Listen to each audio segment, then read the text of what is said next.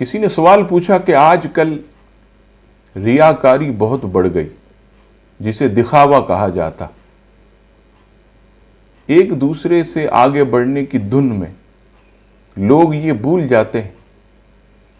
کہ ہم جو جانور لا رہے ہیں اس میں دکھاوا پیدا ہو رہا،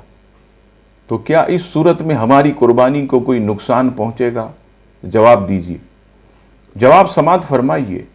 سب سے پہلی بات یاد رکھیے گا، قربانی ہی نہیں بلکہ ہر مومن کا عمل صرف اور صرف اللہ تبارک و تعالیٰ کی رضا کے لیے ہونا چاہیے،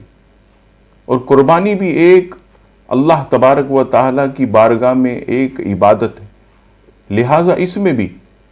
ہمارا مقصد صرف اور صرف اللہ تعالیٰ کی رضا ہونی چاہیے۔ مگر افسوس کہ آج کل لوگ اپنی گلی میں بازی لے جانے کے لیے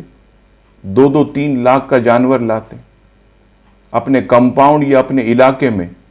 اپنا نام اونچا رکھنے کے لیے کہ بھئی کوئی پوچھے گا کہ کس کا جانور ہے تو کہیں گے ماں بدولت نے اتنا بڑا جانور لیا، بڑی واہ واہ ہوگی۔ تو یاد رکھیے گا یہ عمل پھر لوگوں کے دکھانے کے لیے۔ احیاء العلوم میں امام غزالی رحمۃ اللہ علیہ حدیث شریف نقل فرماتے ہیں،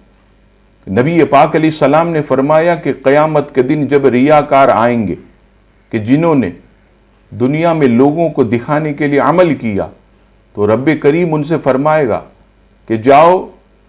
جن کو دکھانے کے لیے تم دنیا میں عمل کرتے تھے اجر بھی اپنا انہی سے لو، مجھ رب کے پاس تمہارے لیے کوئی اجر نہیں۔ تو ذرا سوچئے کہ آج ہم صرف اپنا نام اونچا کرنے کے لیے، اپنی واہ واہ کے لیے دکھاوا کرتے ہیں،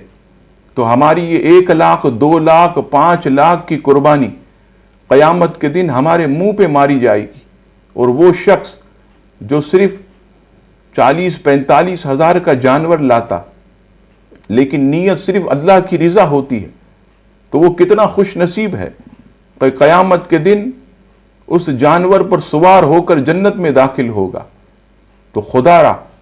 اپنی اتنی بڑی عبادت کو، اپنی اتنی بڑی قربانی کو ریاکاری اور دکھاوے کے ذریعے ضائع مت کیجیے، اور صرف اپنے رب کی رضا کے لیے قربانی کیجیے۔ پھر دیکھیے گا انشاءاللہ اس دنیا میں بھی اللہ آپ کو عزت دے گا، اور آخرت میں اللہ تعالیٰ خوب اجر و ثواب عطا فرمائے گا۔